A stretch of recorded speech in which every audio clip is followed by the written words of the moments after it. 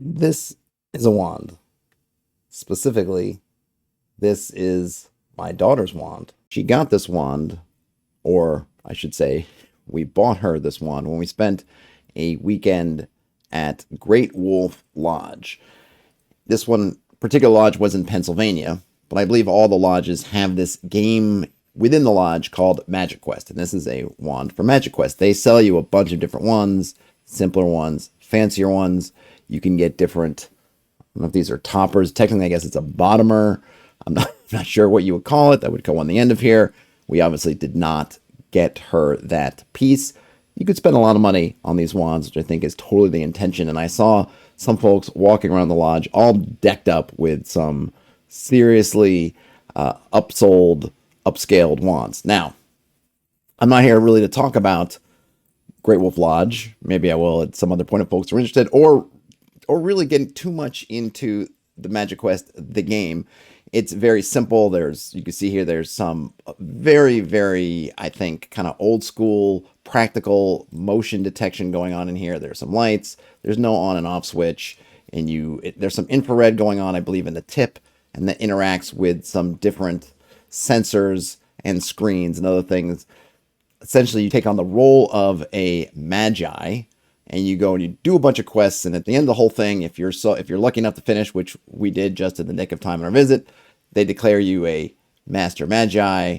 Yay. But what I thought was interesting as I'm following my daughter around the lodge as she's playing this game was how I thought that there was a concept that we can steal, borrow, take from MagiQuest to help really give some flavor, some extra love to our Magic users. Of course, you could use this in any kind of game. I'm thinking particularly of our OSR, old school kind of Magic users. So they don't have cantrips by the book. They don't have a ton of spells by the book. And at low levels, they might find that they're wandering around without much. But maybe as part of their process of gaining powers, as part of their process from going from some kind of lowly hedge wizard to a master magus, whichever, maybe we can utilize this concept of wands, what they can do, and maybe evolving these wands over time to help kind of give them something to play for, give them something to do potentially with their loot, maybe give us some ideas of how we can throw some loot in the game besides scrolls and,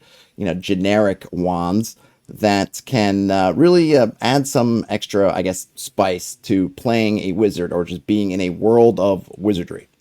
Now, in MagiQuest, you build your wand, and you do this in the store. You go and with this one, it's just one that's off the shelf for one of the factions, but I believe these come apart. You can do some different things, like I mentioned, the toppers. And the first thing I thought about is, why can't wizards in our game create wands for themselves? Usually in the game, you either have just some kind of stick you use, a staff. I think you just have a staff that you might have to thwack things with. I don't even know if you can buy just a generic wooden wand somewhere, and I wouldn't want this to be about just going into the store and saying, "Sir, hand me a wand." It's not. I don't want this to be the Harry Potter wand store experience.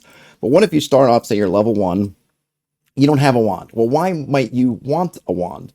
One thing it does is, if you have to cast spells at a touch, generally, of course, that means you have to touch something. Well, if you touch something and something bad happens, maybe the thing you're touching touches you back, maybe the spell backfires and the effect hits you because you're touching it. Well, then a wand gives you a little bit of a safety tool. It is a way for you to reach out and touch things, but keep a little bit of a distance away from them. Now, that might mean that the wand is consumed or destroyed through this. Maybe not, but at least it's better the wand than the wizard, so to speak.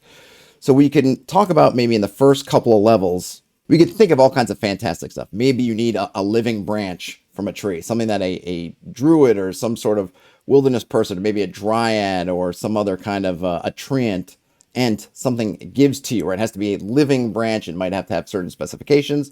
So right off the bat, what that does is it gives our wizard something to go for. Hey, you're in a sandbox. You need a reason to go do something, or you just need something to do. Hey, I want a wand. What do I need to do? Well, the first step is maybe I need to go find a living branch. I'm not sure what that means. Maybe the druid knows, and the druid says, oh, you have to go find some dryad in the woods or some ent or treant, and they will then sort of disassociate a branch from a tree for us, and that becomes the living branch. That becomes the source of a wand. We can do cultural things with this. Maybe for a dwarven wizard, if we want to be kind of stereotypical dwarves, we could say, hey, it has to be some kind of living piece of living rock or living metal that you've done. And what might that mean? Could mean many things, but probably what that means is an adventure, which of course is what we're always looking for as GMs, is to put our characters, put the players in the line of adventures, and giving them things to go for class features is one thing to do. So that may be the first thing is, hey, how do you go about building your wand? Now, once we have this simple wand, maybe who knows how long that takes? Maybe it becomes a level 1. We can think about level 1. You can make your own wand. It's very simple, does nothing other than give you extended touch range, and you have a little bit of a buffer between you and any kind of ill effects. Maybe you can thwack something with it and it does a point of damage. I don't know. I don't care. We might tie it into a class feature, say level 3, level 4, where you can then add something to that wand, maybe adding a gem. What might a gem do? Well, a gem or some other material might have an affinity to help you cast spells, depending on your spell casting system. Maybe it'll allow you to cast certain spells at a lower spell slot. It might have an inverse thing too. You can make it something that is a choice you have to make. Let's say you get a ruby, which will help you cast fire spells at a lower slot level, but that means that frost or some other, the opposing element, if you will then be raised up one slot level. You can have a lot of fun with that, but maybe that's something that, again, you have to find a gem, and maybe the gem is limited in terms of what it can do by the GP value of the gem. So if you want a super powerful fire wand, if you want to become a pyromancer, then you have to find a really high quality large ruby, which of course means adventuring again, which is what we want. And then at maybe at 6th, 7th, 8th level, maybe a little bit less than that, we can think about, well, maybe we can do what wands out in the wild do, is we can sort of invest spells in our wand.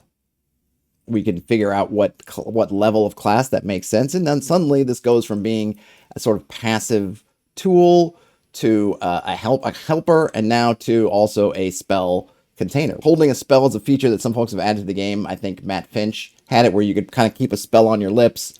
That way you didn't have to go through the whole casting rigmarole with that one spell, and then in combat ensues, you can just send that spell out first thing. Empowering the wand, which might be then putting some number of charges, maybe rechargeable charges, maybe unrechargeable charges into your wand. Again, we could probably use the qualities of the wand itself and the qualities of the gem. Maybe we could think about something else we have to do to this to make this work. And of course, along the way, we could also think about, well, what makes this gem specific to us? Maybe we need to attune to this wand, and that has some kind of benefit. Maybe it's a little bit of like a lock and a key. If you've attuned to your wand, you can only attune to one, but then this wand, if you drop it and somebody else picks it up, maybe they need to go through some ritual to detune it before they can attune it, or something else that gives you a little bit of a security about your specific wand. And then there's all sorts of other things I think we can think about in terms of these customizations and then uses for the wand. But the thing is about it that I like is that it grows with the character. This becomes something that is kind of their heirloom. They're not just picking up a wand and dropping a wand. They're taking this wand and developing it, and they can have a lot of fun with what it looks like, what kind of gem, what kind of material it is. Again, it can be up to their choice. You can tie it into cultures. You can even tie it to the sorts of magic. If they want to be a necromancer, probably makes sense that their wand is of bone or something else that feels necromantic. Fire, if they're a pyromancer, maybe there's some other material like obsidian that you might want to use in terms of fire. We can think of all kinds of fun things.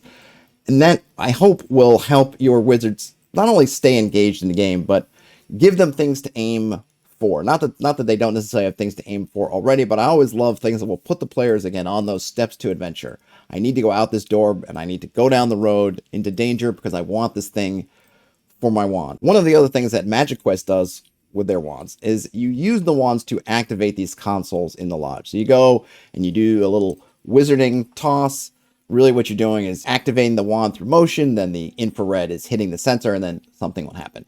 But it was kind of neat because you get there and you hit something, and then a little effect would happen in the environment, and it was kind of fun. Sometimes you trigger something on the quest you're on. Sometimes you would just get some gold. Sometimes you would just get a little bit of dialogue and maybe something lights up. But it was always fun to do. And it made me think about, well, if we have these wands and we have them as tools, right? Okay, so we just want to touch something, that's fine. But they can also be things that could activate specific objects, items in an environment. If you are in a wizard's tower, there might be doors, chests, anything really that you might need a wand to activate. It's kind of the first line of defense for a wizard. If anybody mundane comes in, they're going to get stuck by this door, but I can wiggle my wand around and it will go off, or it will open, or something will happen. So it gives a wizard, even if they don't have any spells, if they have their wand, they have the potential to interact with the world in an interesting way that's kind of unique to them.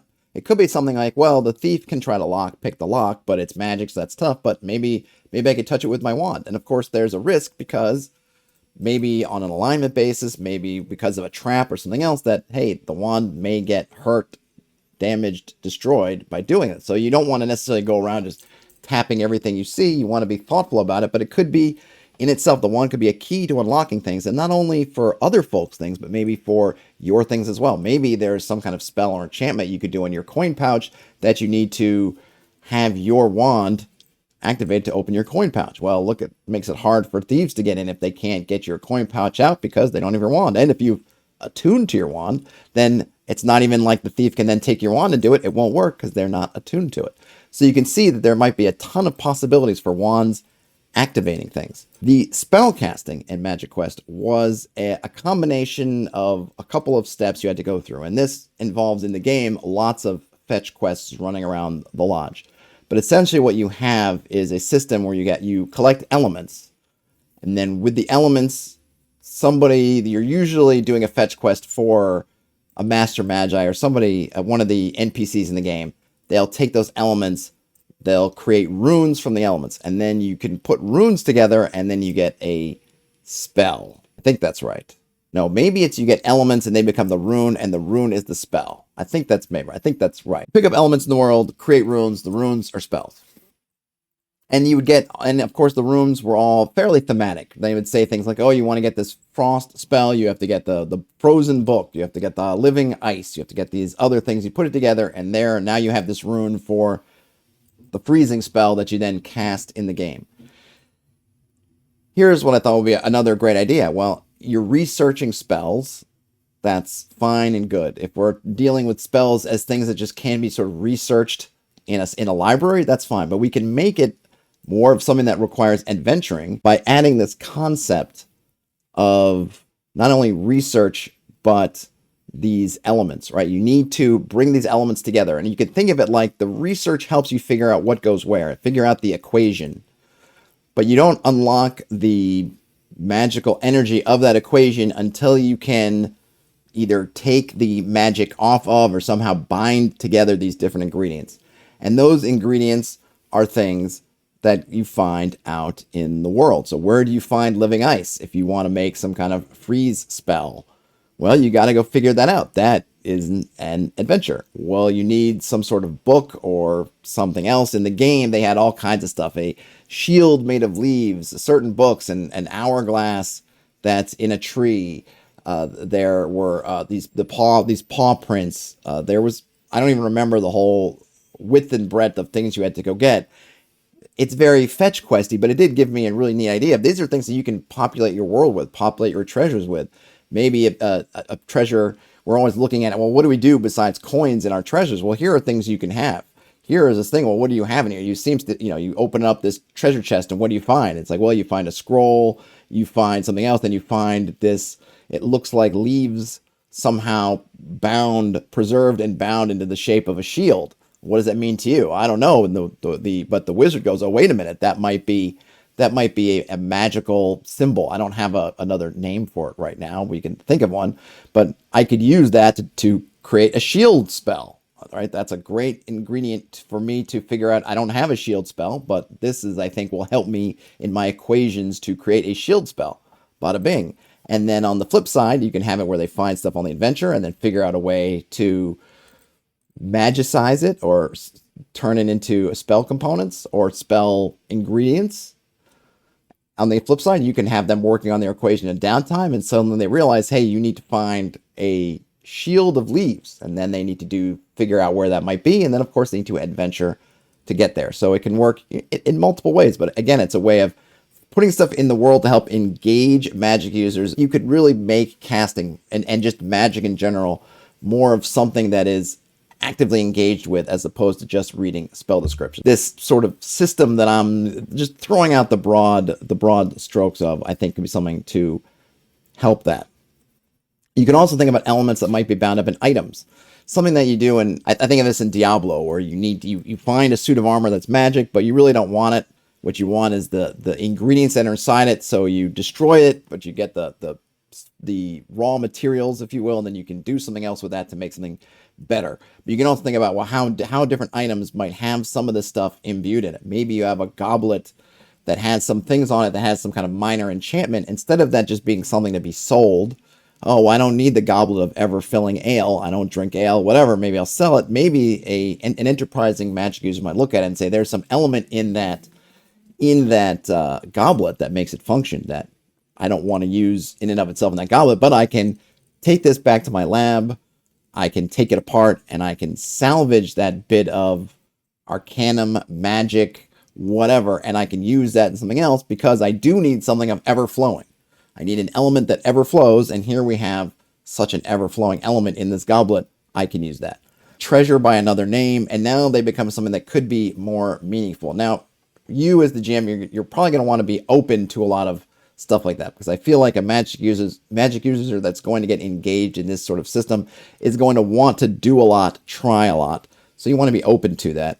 I would certainly use downtime to enforce basically how long it takes to do things, right? If you let them do it every night while they're camping, you're going to end up having a really big potential power spike. So you want to be careful about that. Enforce downtime, enforce research, enforce all these steps, and then I probably wouldn't use it on top of other systems. I might look at this and say, if I'm going to use this, then you're not getting any spells normally. You're going to have to go through these processes and get them, and you're going to get spells through scrolls. Maybe scrolls become a whole different beast. Maybe with a scroll now, you can cast a spell or you can learn the equation, but you can't actually get it into your spell book until you have found the different ingredients. Maybe something like that. Of course, that's only going to work if you pepper your treasure with scrolls, which, depending on the game system you're running and how you tend to do it, sometimes scrolls get left by the wayside. So think about, if you're going to use a system like this, how it will work in conjunction with the existing Magic system, because we don't want either Magic users to just, it becomes much more difficult for them, and B, we don't want them to become even more powerful than they are. So figure out, if you're going to use this, how you want to work it. I have ideas, but I haven't really fleshed them out. That I am sending out this signal to you in advance of really me figuring more about this, because I thought it was a really neat idea and it's fresh in my mind. But I probably will have more on this later in some kind of form, but let me know what you think. Let me know if you end up running with this idea or part of this idea, what you end up doing with it. I always love to hear that stuff. That's all I got. Game on. Talk to you later.